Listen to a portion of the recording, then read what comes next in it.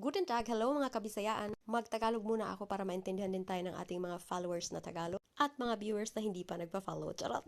Sa mga hindi pa po nakilala sa akin, Mary is my name. Kasalukuyan pa ako nag-Ausbildung dito sa Germany at nagpa-part-time sa isang grocery store. Ngayon ay ipapakita ko sa inyo kung paano ko i-manage yung time ko. Ayan, nagmamagaling-galingan na naman. Ang sarap gumising kapag ready na yung susuotin mo, yung coffee mo, at saka yung baon mo. Ay, ang sweet. Very thoughtful.